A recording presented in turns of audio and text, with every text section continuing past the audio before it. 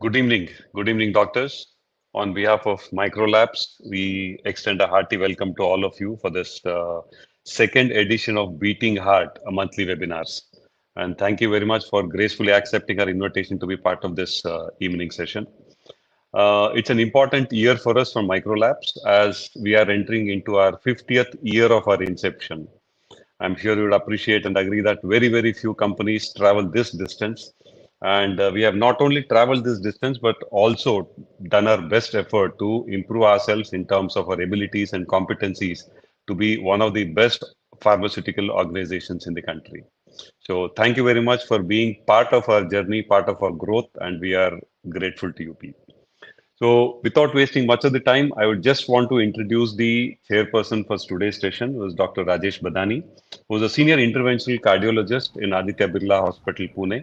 And the speaker for today would be Dr. Umesh Khanna. And I request Dr. Rajesh Badani to introduce the speaker and the topic for today's session and then moderate the session for us. Thank you very much and welcome to Dr. Rajesh Badani and Dr. Umesh Khanna. Over to you, Dr. Badani. Thank you, Mr. Samak, and good evening. Thank you, Microlabs, for giving us this opportunity. So, as we all know, we already have hypertension is one of the commonest problems. It's the commonest non-communicable disease which causes mortality. The mortality rather exceeds many of the cancers also, and is the number one disease. The prevalence is close to almost 27 to 33%. So, every 1 in 3 persons is hypertensive. And as we all know, one of the commonest causes of secondary hypertension is chronic kidney disease, which many a times is undetected. Many a times people are unaware, directly come to us with creatinine of 7, 8, 9, BP is 200 by 100, and we have nothing to offer these patients primarily other than a renal replacement therapy.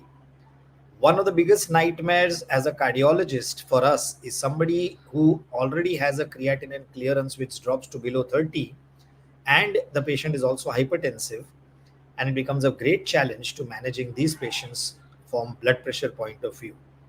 So today's topic is going to be managing hypertension in patients with chronic kidney disease, and we have with us Dr. Umesh Khanna sir, who's a very senior nephrologist from Mumbai. He is the director of Kidney Associates in Mumbai, director of Lanceolate Kidney and GI Center at Borivali, and director of Lanceolate Nephro Plus Dialysis Center. He's an honorary consultant in the majority of suburbs in Nanavati, Vileparle, Wokhad, Mira Road, Karuna, Borivali, Namaha, Kandivali, Tunga, Suchak, and Asian Heart at Bandra, BKC. So I think without much delay, I would request Dr. Khanna to give his talk. I would request all the other members who probably have any questions, please put your questions in the chat box during the talk, and we'll try to address them as many as possible in the stipulated time. Welcome, Dr. Khanna, sir, and over to you, sir. Thank you, Rajesh, for those kind words. And it's going to be a jugalbandi of a cardiologist and a nephrologist. Correct. Most often we are friends. Occasionally we are at loggerheads with each other. That too temporarily, I believe. So, and welcome all the friends who've joined us today for this session. Can we have the first slide, please? Thank you, Micro, for giving this opportunity. Yeah, I think the topic is hypertension, CKD, navigating the treatment landscape. And as Rajesh said, sometimes the navigation is a challenge, and quite often it's pretty straightforward. I must acknowledge my partners. We run a Kidney Associates group. It's a group practice.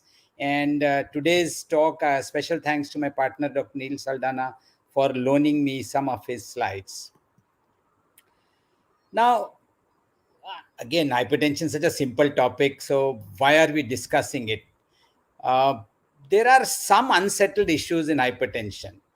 The United States and the rest of the world don't agree what is normal blood pressure. We also don't agree on how to measure blood pressure. Simple thing. Office blood pressure, out of office blood pressure, home BP monitoring, ABPM, smartphone se check karo, central BP. And there are different trials are using different methods, and therefore there is slight discrepancy in what is hypertension. Of course, today's mantra, all of us know, is called standardized BP measurement. I don't know. I find it very hard. Someone should explain to me what is standardized BP measurement. It's such an impractical thing. In Mumbai ke consulting room mein, try and find a silent room. How do you do 3 readings, 1 minute apart? Everybody is in a guy to come inside and go out. The consultant is also in a hurry. He has so many patients waiting outside. Relaxed. When would the patient be relaxed? I don't know. He has to be quietly seated for 5 minutes. Bladder should be empty. Many consulting rooms don't have a toilet only. Legs uncrossed. The only thing is no exercise. The patient should not be exercising. That's pretty simple. Which instrument to use? It should be validated. I don't know how to validate the instrument so easily. So how do you expect a primary care physician to get instruments which are validated? So there are issues which are still unsettled and difficult. And then there are controversies and discrepancies, and most of our guidelines are based on these two modern trials, Sprint and Accord. And yet when I talk as a nephrologist, KDIGO decides 120 targets based on just one study. So if we all try to go for the target, try reaching the target in oldies, in frail, in white coat hypertension, etc.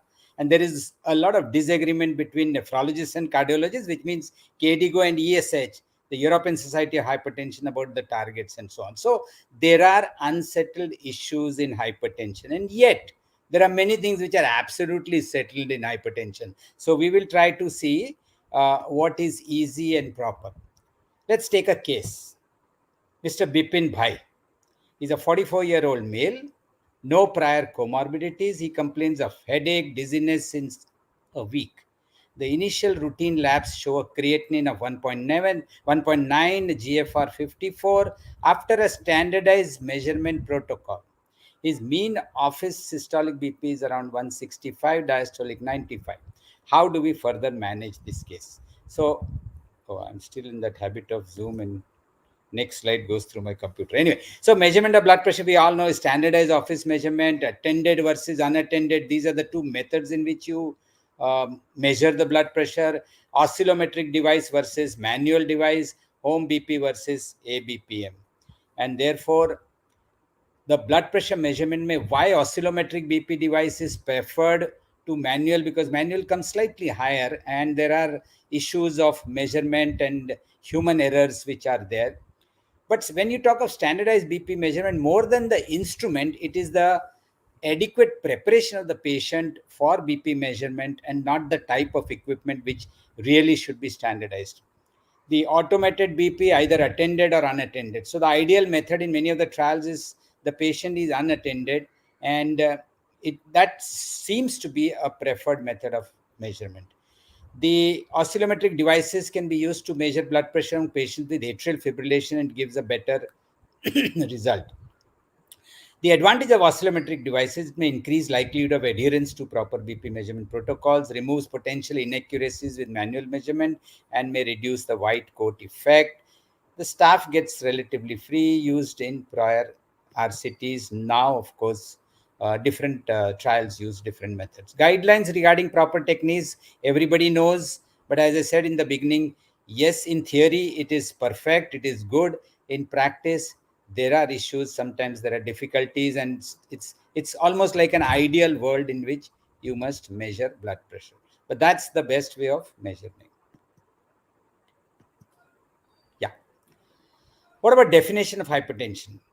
Nowadays, it is taken that your definition vary whether you're talking of office blood pressure, ambulatory blood pressure, home BP, and different guidelines give you different figures. So ACC, American Heart Association guidelines, ESC, European guidelines, they differ predominantly in the sense that European is slightly higher, almost 5 to 10 millimeter higher. If you see, the clinic blood pressure in ACC is 130 by 80 is considered as hypertension, while in ESC, ESH, it will be 140/90. Same different values in home BP, daytime ABPM, because a lot of people abroad are using ABPM as one of the methods of measurement. Although in our country, ABPM is available, but not as frequently used and used only occasionally.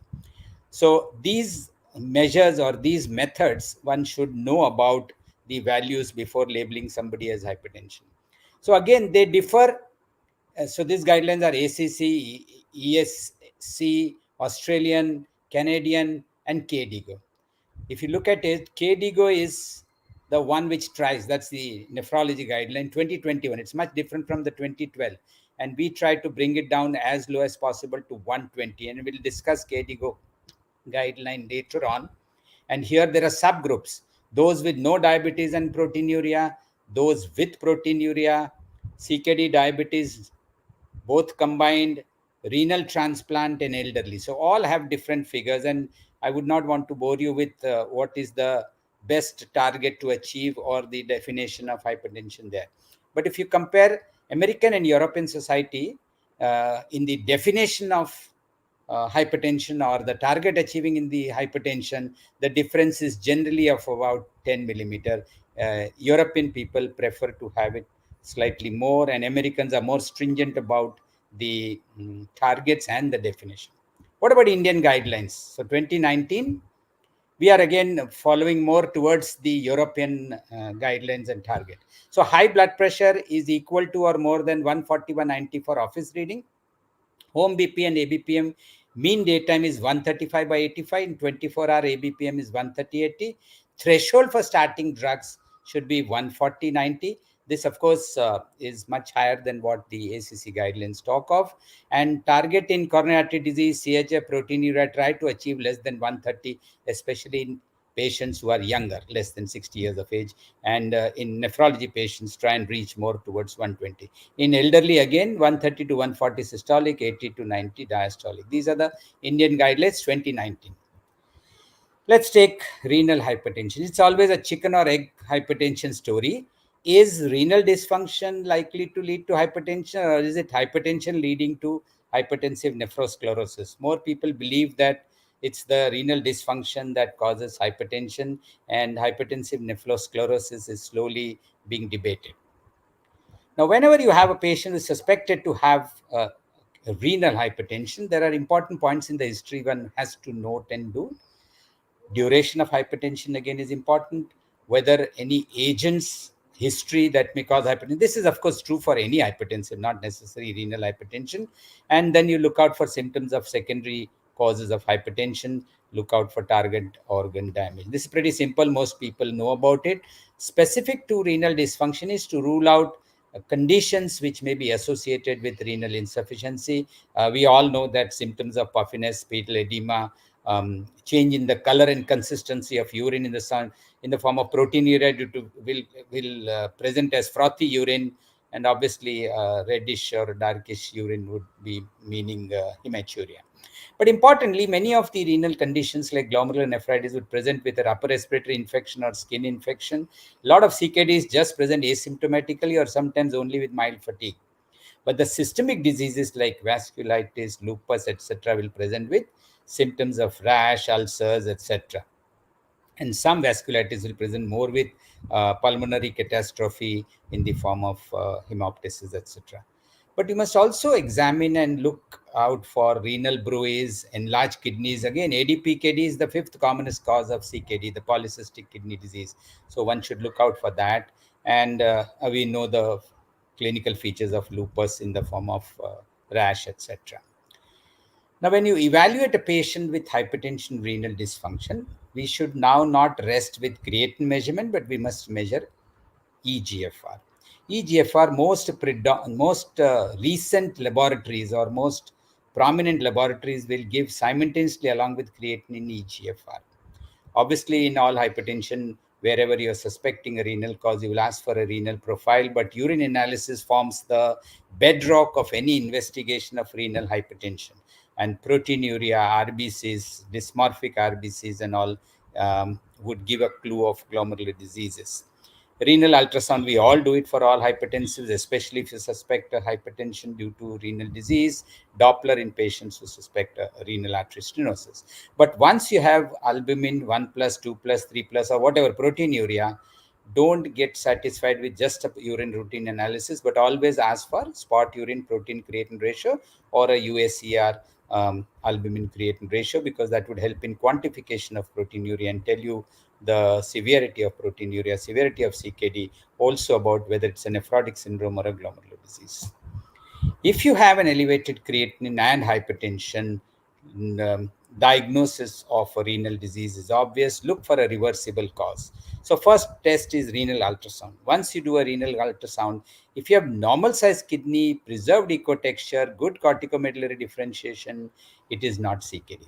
So you look out for um, tier 2 kind of investigations. We just rattled off the investigation in renal disease. These would be those cases where you have ultrasound almost normal and you have other features of renal disease. So you must look out for systemic disease, glomerular disease, say 3, ANA. For vasculitis, look out for MPO and PR3 ANCA tests. And never forget, in an elderly person, serum protein electrophoresis. Quite often you'll end up doing renal biopsy in many of these patients.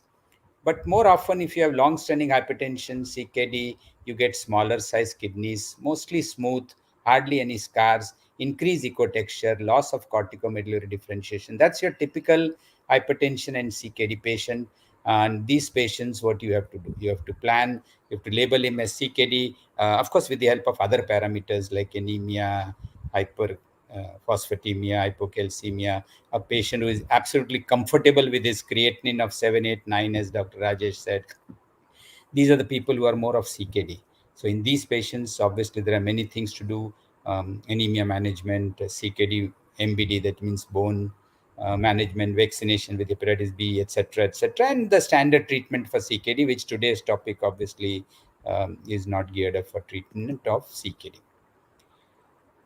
What about so-called essential hypertension and missing out of primary hyperaldosteronism? That is something which has come out very well in 2022 and 23, that there is a higher incidence of primary hyperaldosteronism and people are missing primary hyperaldosteronism or secondary hypertension due to it in lot many cases. And in some trials, it is quoted as almost 10 to 15% of primary of so-called essential hypertension could be primary aldosteronism.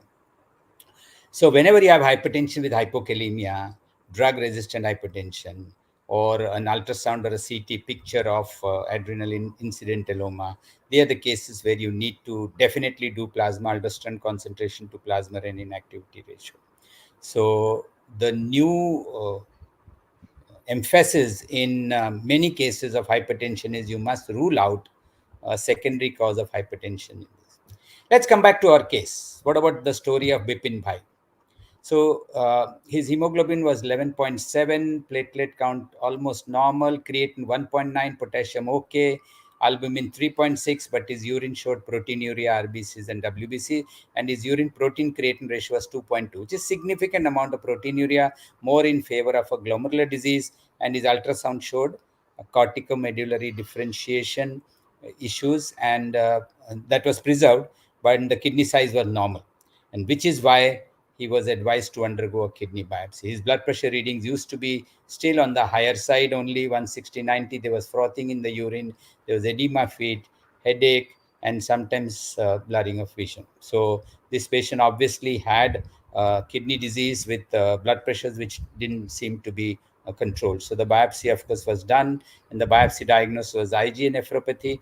You'll be surprised to know that other than diabetic nephropathy, one of the commonest nephropathy or nephrotic syndrome or glomerular disease is IgA nephropathy. It can present with either nephritic syndrome or nephrotic syndrome, or just asymptomatic urinary abnormalities, and of course hypertension. So in patients who are hypertensive and have proteinuria or an active urinary sediment, you must look out for IgA nephritis.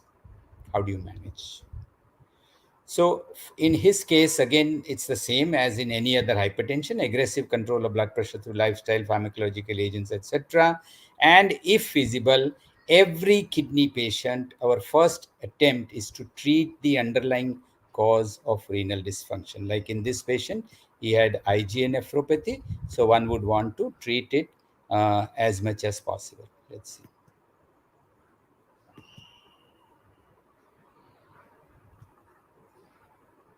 Okay. So the first step in any hypertension, I don't have to inform this audience who is quite knowledgeable. Just to revise, it's physical activity, DASH diet, salt intake reduction, caution over the counter medication. This is something which in history we miss, and one has to take pains. You have to be like Sherlock Holmes to find out what medicines he's taking. Ask him to get his pill box and see what are the medicines he's taking. A lot of them are on herbal medicines for weight loss, etc. And these are some of the medicines which can lead to hypertension, apart from the standard NSAIDs and so on.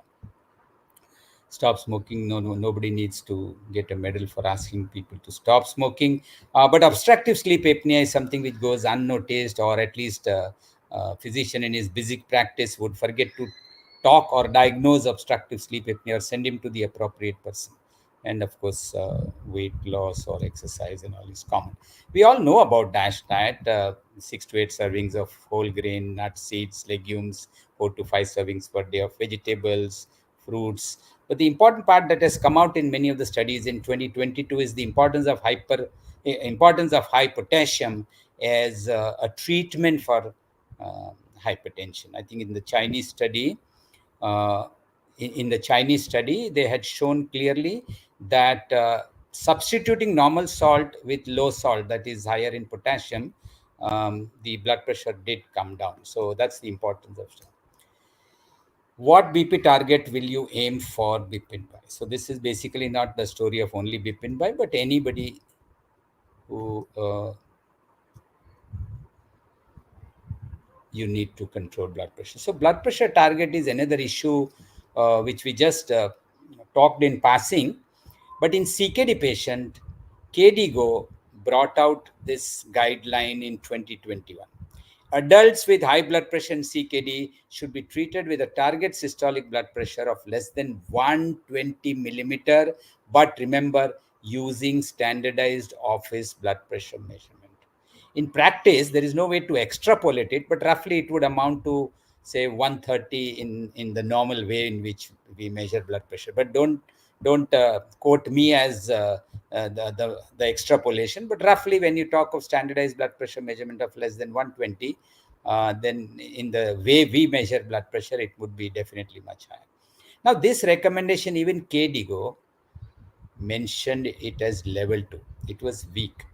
And according to the grade, it was moderate. So because there is less certainty that the benefits outweigh the risk, but keeping in mind the people who gathered together, they had a lot of clue from Sprint, and hence based on that one pivotal trial, they brought it down. So what was the rationale for the target of less than 120? For most patients CKD, remember that the heart is king. Why is the chairman a cardiologist and not a nephrologist? Heart is king. Cardiologists are superior.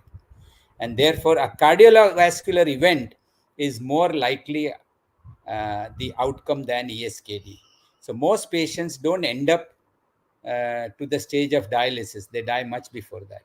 In fact, there is a saying in nephrology that only the lucky ones reach dialysis. Most of the others succumb due to either coronary artery disease or cardiovascular events and so on. And hence, Sprint also confirmed cardiovascular and survival benefits in non-diabetic CKD. Remember, non-diabetic CKD. Accord showed marked reduction in stroke in diabetes, but only included 401 diabetic patients with EGFR less than 60 ml. Nonetheless, the benefits of less than 120 in the standard glycemia arm in Accord also, the benefits were seen like in Sprint. So basically, based on all these, based on the cardiovascular benefits, the target of less than 120 was given by KDIGO.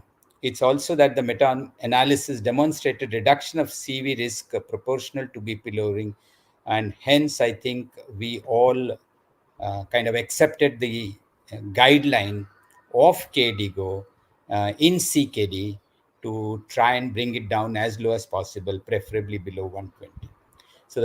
So many other trials also showed that intensive versus less intensive lowering, there is roughly 14% benefit of intensive lowering.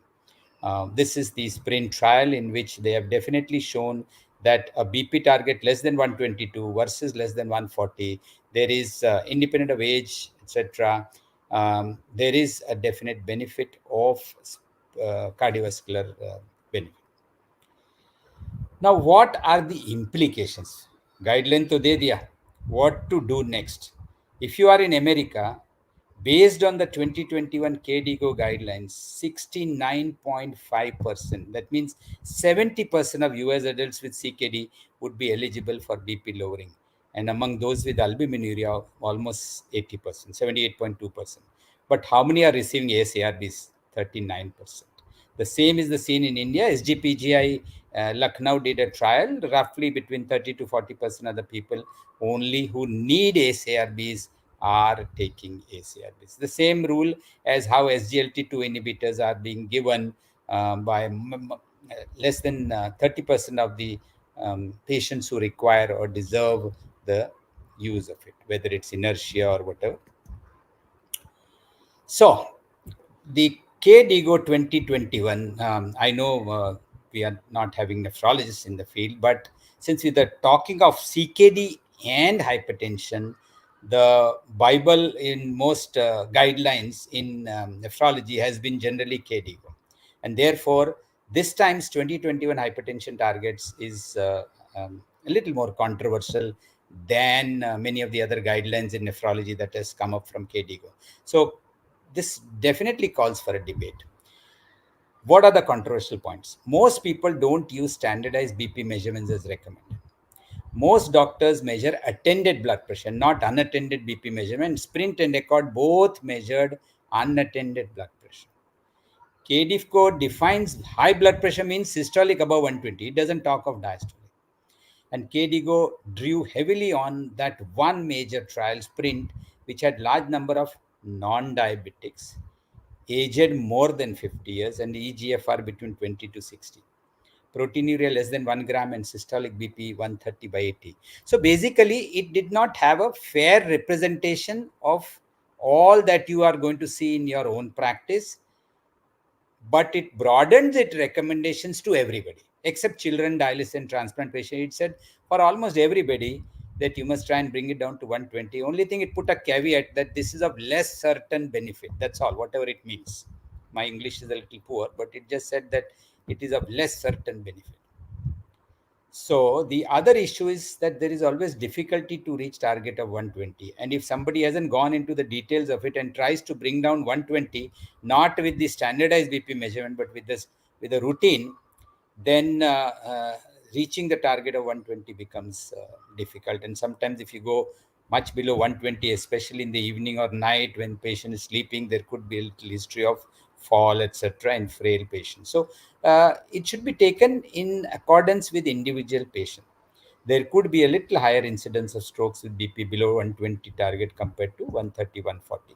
So it's instead of a single target, it will always be good to have not a one size fits all approach or a target oriented approach, but risk reduction approach of every patient. That would be a good way of handling it. What's the approach for antihypertensive drug therapy? And we all know that a single pill approach is presently considered as one of the best way of treating hypertension. Generally a dual combination to begin with. ACRB plus CCB is generally the favored. This is the flavor of a couple of years last, either with calcium blocker or with diuretic. ACRB in any nephrology discussion, illness, disease, except for bilateral renal artery stenosis or people who are greatly volume depleted, etc., ACRB would still become the numero uno drug. That's the number one drug. So you should try and consider single pill, but dual therapy. You can consider monotherapy in very high risk mild hypertensive or those who are elderly with more than 80 years or frail. Those patients, you can start with a single pill. What about step 2? If dual is not sufficient, then you could add a triple combination, ACRB plus calcium blocker plus diuretic. That's, I think, fairly simple. Most of us are aware of it. And step 3 is where you introduce 2 pills, in which case you got to first find out or diagnose whether it's a genuine resistant hypertension, in which case, again, the flavor of now these couple of years is to add spironolactone. So MRA or mineraloreceptor antagonist is now very well accepted as a method of treating difficult to treat hypertension. And of course, with the new drug finerenone, we are shifting it to its use in proteinuria and diabetes. You know that finerenone is not a great drug for hypertension control, but spironolactone would be a great drug to control genuine resistant hypertension. What about beta blockers? Yes, it would be used as definitely as step three, and consider it at any treatment step when there is a specific reason for the use of it, like heart failure, angina, post MI, atrial fibrillation, younger women who are planning pregnancy where ACRBs, etc., cannot be used, and so on. So we are probably familiar with this grid of how to manage hypertension. What is your approach to hypertensive therapy? I think somebody put it up on the chat box when to start ACRB, and I think no discussion with a nephrologist or a cardiologist or a cardio-nephrology team is complete without discussing ACRB. How do you start ACRB? When to continue? When to stop? And so on. So ACRB is, at least we have learned a lot on how to use ACRB. It was considered earlier as a double-edged sword. No longer now, because we are very well aware of its utility and how to use it and discontinue, etc. So continue therapy unless serum creatinine rises by more than 30% within 4 weeks. A slight rise in serum creatinine is quite common. In fact, it is considered as a good omen. That means it will be more effective. But beyond 30% within 4 weeks, then it's a red flag. There are areas which would lead to a little high creatinine if you use ACRBs, and the best way to manage the side effects of ACRBs would be to look at whether the patient is on diuretics, volume depleted, try and make him euvolumic, volume replete. You can stop for some time ACRBs, or stop diuretic first, bring up the volume status of the patient, then add ACRBs, in which case the side effects of high creatinine are much less in these patients. Of course, you would rule out renal artery stenosis if there is a doubt for it. In young women, advise contraception who are on treatment, or discontinue if you expect them to become pregnant soon. The other main issue is hyperkalemia, and this is again in 2022 and 23, hyperkalemia, CKD, proteinuria, LV dysfunction patients, when you use a lot of drugs which are very good drugs but causing hyperkalemia, like ASARBs, MRAs, Vimadas. So when all these drugs are used, which are excellent drugs in given situation, but there is a fear of hyperkalemia, one has to be very careful about the diet prescribed. You should check whether they are not on potassium kind of salt. That means low salt, which is uh, not pure sodium chloride, but is mixed with um, potassium salt. Then in those cases, you will have to change their diet and uh, try and use potassium lowering measures. Abroad now we have two drugs, patiromer and zirconium, which are being available for us to use maximum doses of ASARBs along with those drugs, so that hyperkalemia doesn't become an issue at all. For now, for us, it is prohibitively expensive because it needs to be imported, and only the super rich can afford the combination of these potassium lowering drugs along with drugs which would say like finerenone and MRAs and ACRBs. You must reduce or discontinue whenever you have symptomatic hypertension or uncontrolled hyperkalemia. And this one line is your take home today. Always educate the patient about sick day rule. When you're using ASARBs, when you're using MRAs, when you're using SGLT2, when you're using finerenone, if the patient becomes sick due to gastroenteritis, or there is a surgery, or there is malaria, dengue, etc., during those days, the ACRB has to be stopped. And always use only one out of ACE or ARB. This, of course, is known to most of us.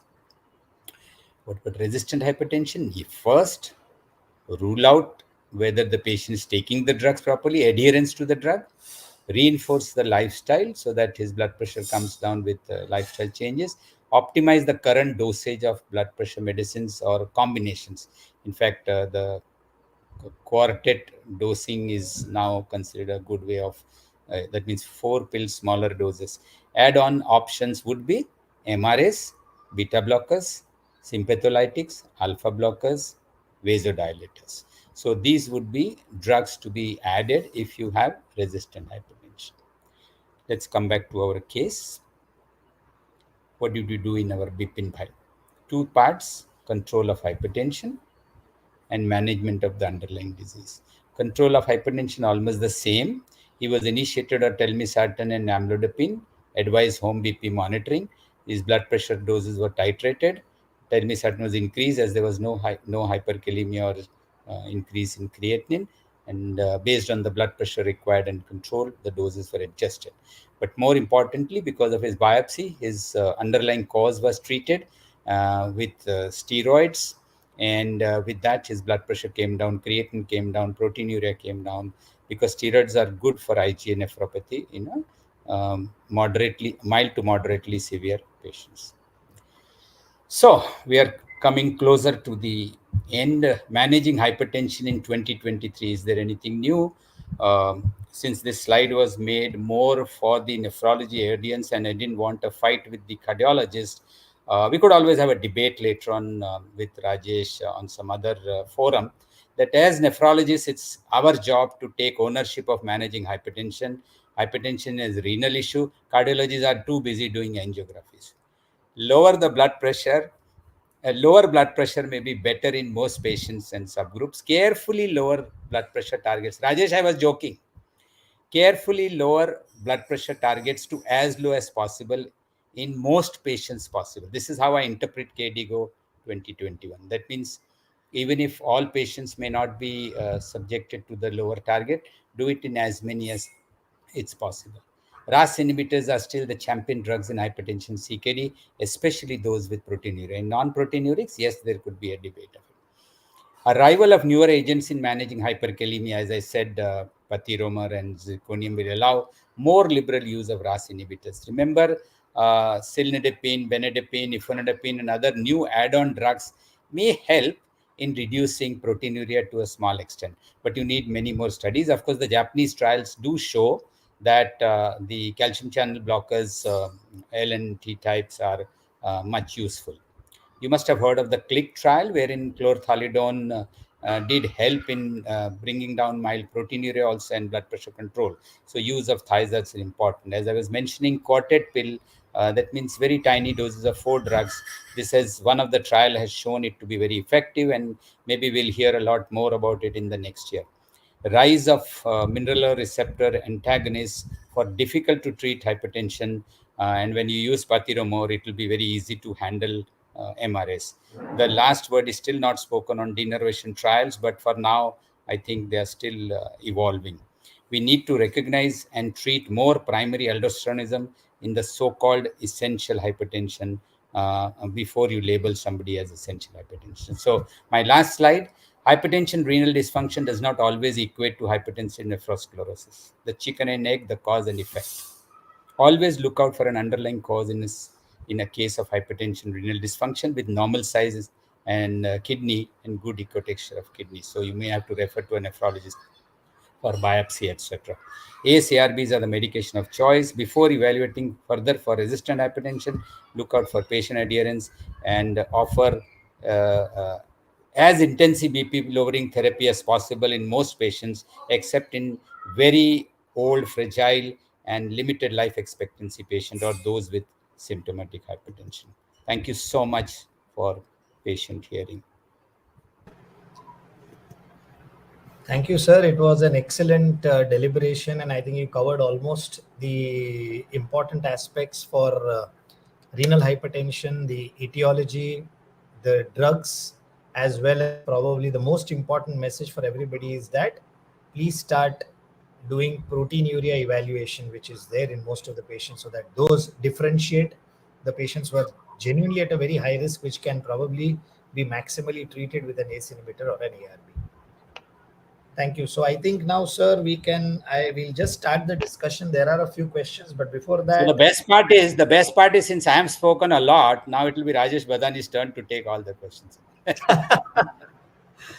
Yeah, please, okay, please. no issues. Sir, the only thing I wanted to ask you is from a cardiology perspective that when you are thinking of evaluating proteinuria in patients, which, because there are multiple things that people can do. You can do a microalbuminuria, you can do a UACR, and you Right. probably even do a what do you say, the 24 hours protein. 24-hour urine protein. So amongst them, Yeah. from a clinician perspective, how would you differentiate which one So to I do think what? the moment your urine shows proteinuria, that means the spot, the urine analysis report from your standard lab comes as albumin 1 plus 2 plus or whatever.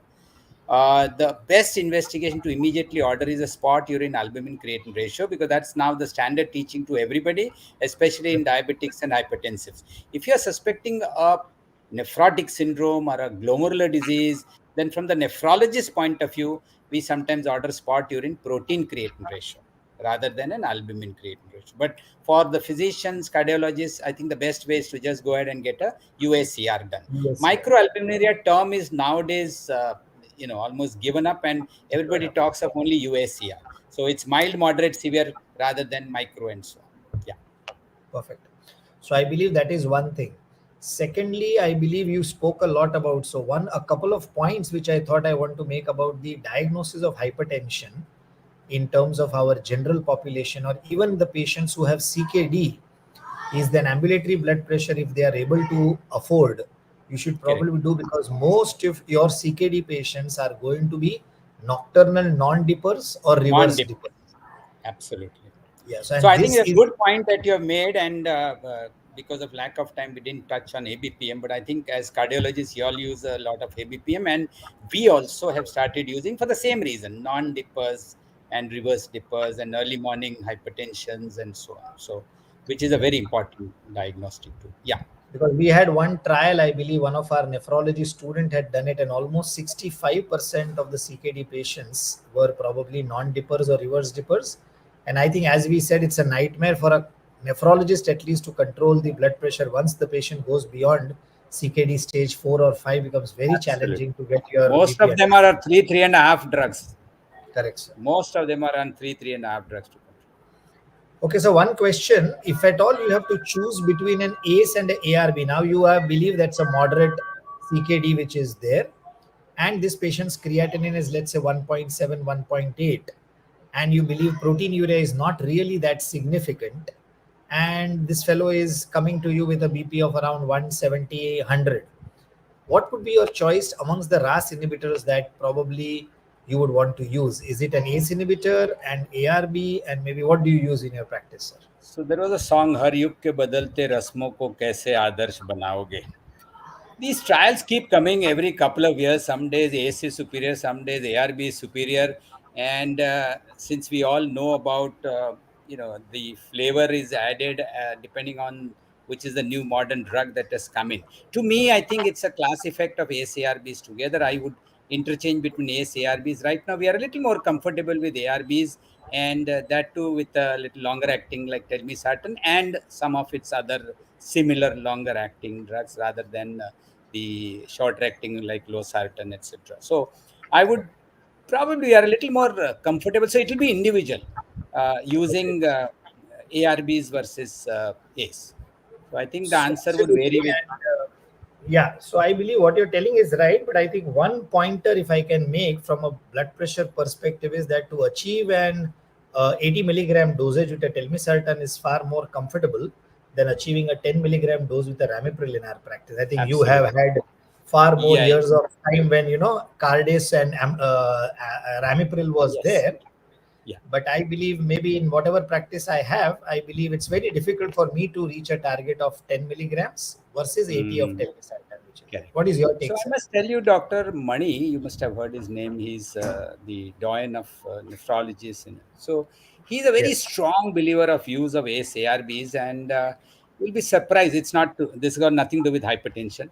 It's more for slowing down the progression of kidney disease. He's a Yes. strong believer of using ACE ARBs to that extent, and he uses enalapril up to 160 milligram and even beyond that enalapril. So this is his own. Nobody has duplicated it, but I'm just telling you that people have so much faith in either ACE or ARBs, and they go beyond it. But for practical purposes, I think telmisartan 80 milligram is what you'll be very comfortable using it. Although in some patients, I go beyond that also. Okay, so now I think, sir, another question of calcium channel blockers we already have focused on. One pointer that we probably didn't cover is the nifedipine extended release preparation or the XL preparations, which probably they say they are long acting, and Yeah. maybe they probably preserve this drug for a true resistant hypertension.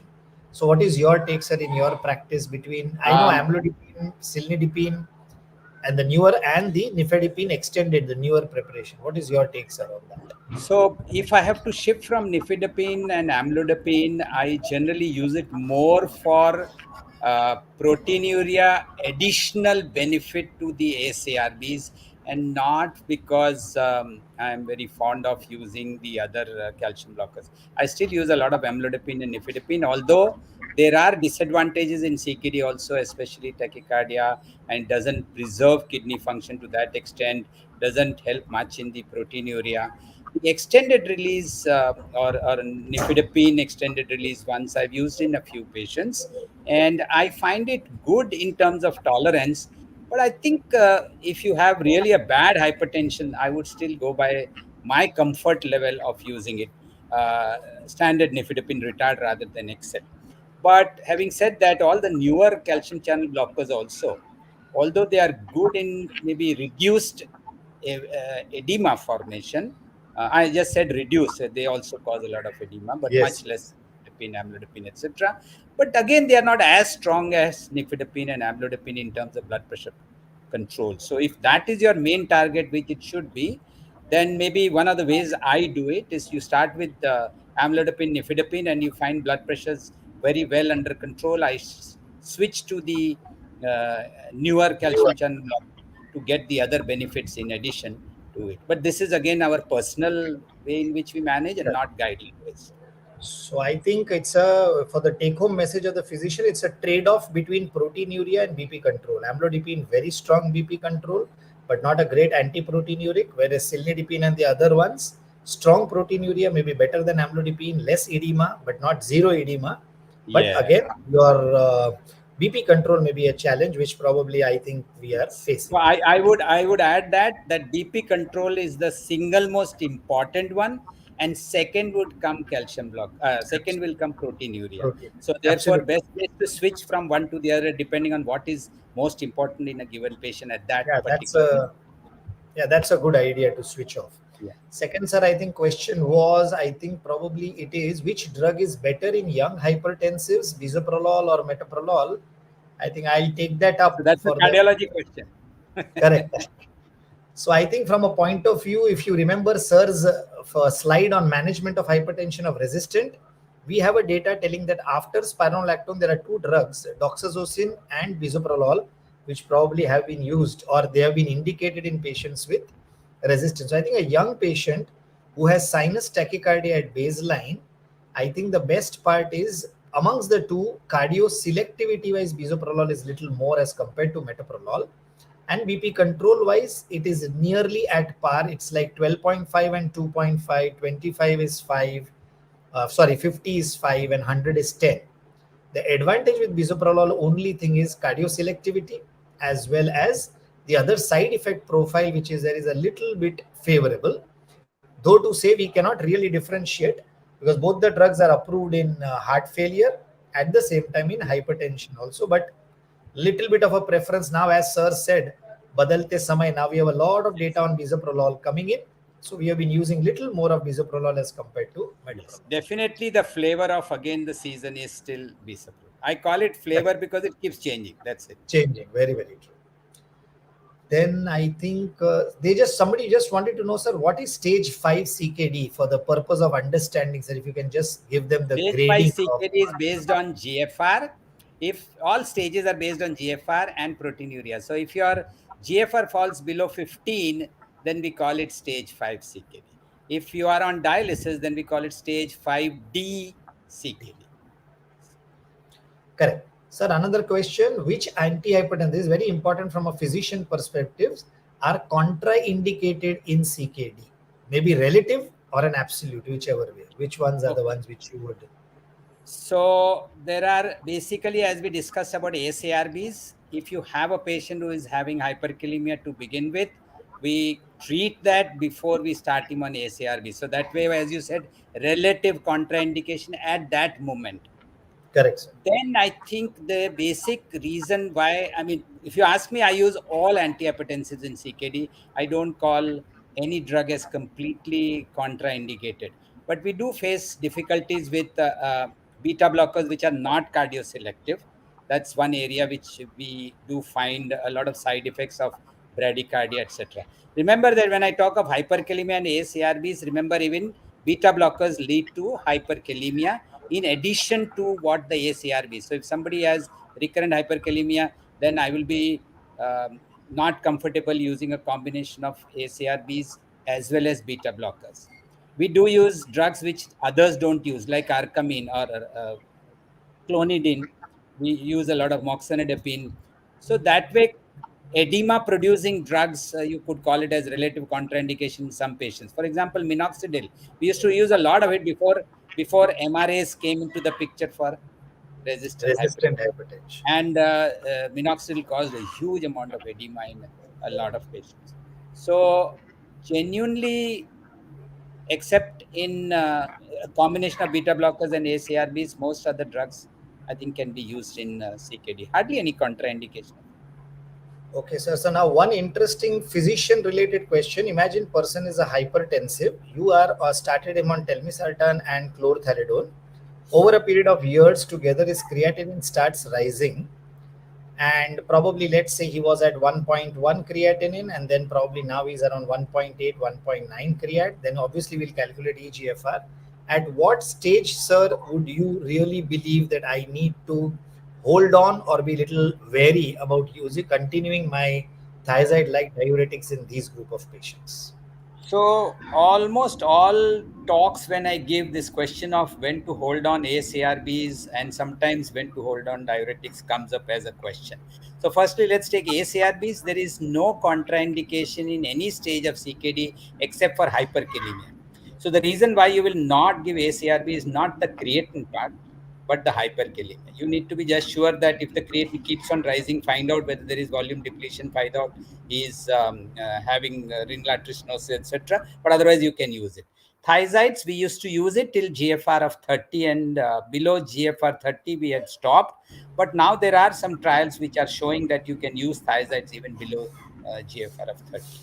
So if these two drugs you are asking the question, then I think you can. But I find a lot of patients who are having GFR below 60 will have a lot of side effects of diuretics, that means thiazides along with ACRBs in the form of hyperuricemia. A lot of people have hyperuricemia in addition to low GFR. I mean, in CKD patients, somehow the uric acid levels go up much more than the non-CKD patients in thiazides, and also hyponatremia if the patient is not restricted his fluid intake along with. So if he has edema and you use diuretics without restricting his fluids, then hyponatremia becomes an issue. I was about to ask you the same thing. And in Indian subsets who have an insensible loss of sodium, maybe Yeah. in a humid atmosphere like Mumbai or something, I think your patients and clinicians should be very wary, and please get their electrolytes also so that you Absolutely. get to know Which about is why sodium. I'm not a great fan of diuretic in patients who are not educated or who are not going to follow up with us. Your patient should be good follow up. Yes. And how about, sir, the role of alpha blockers? At what stage are you comfortable adding it as a third, fourth agent? Or because that drug that way is technically a pretty good and a neutral in terms of metabolic parameters. And So there in are many drugs like nephrologists beta use blocker. Yes. nephrologists use a lot of alpha blockers anyway. So that's because you are fed up with using three drugs and still nothing is coming under control. So it goes stepwise. Very true. ACRBs, calcium blockers, sometimes diuretics, beta blockers, cardioselective ones, and then you have centrally acting either moxonidine or clonidine, and you have prazosin or alpha blockers which are being used. We don't use doxosine, but we Yes, use prazosin is the one which is there. yeah. So I think we have tried to cover, and we are in time. I believe 9:04. So I think I all the think questions we have are been due set. for dinner now, Yes, and yes, sir. I'm not sure whether micro is going to give or we have to have it at home. So No, they no. haven't Presently, clarified. though, we'll have to have it at home only. Because even if you get Well, down in Mumbai, sir, to reach a Yeah. place also, you will take another hour, I every, believe, on a Yes, Friday. yes. everything Hey, is I think virtual we now, had a sir. nice discussion, and Yes, sir. Rajesh has conducted the session very well. So must thank Rajesh and of course the audience also for being so interactive with asking So so to many end, sir, questions. I think it was truly a pretty good jugalbandi. So I think nephrologists and cardiologists really go hand in hand. Yes. The only Thank you, part where Sirish. uh, I was telling thank you, Yes. Sirish. So It's it's a a good pleasure. thing. Pleasure was ours, sir. I think like thank one you. of the senior nephrologists says, heart is the kidney of hypertension. So, Yes. Nee, nee. so The I think heart thank is you very always much. We had king. wonderful, Whether we yeah. talk of kidney or heart is king. Or Numera, you know kidney is it. the heart of hypertension. Yes, sir. We All can right. tweak it the other Thank way you. around. So, All thank right. you, sir. It was a Thanks, pleasure Rajesh. having you and wonderful deliberations. And thank you, Dr. Rajesh. I think we had close to 600 people watching us on two different platforms. One was the direct and other one was the through Facebook मैं and मैं तो डर YouTube. जाता था अगर पहले बोला होता था यार. That, sir, and other thing is that we have since being a series of webinars, and we have a lot of people who have been common audience for us. I think this is a good platform for us to build a common set of audience. Sure. Thank you very much, sir. Thanks to both of you, and it was a pleasure having you with us. Thank you Thank you. very Thank much, you. and thanks, audience, and thank you Yes. for your wonderful questions and encouragement to the Thanks. speakers. Thank you, sir. All Thank Take right. you very care. much. Bye. Thank you. Bye. Bye.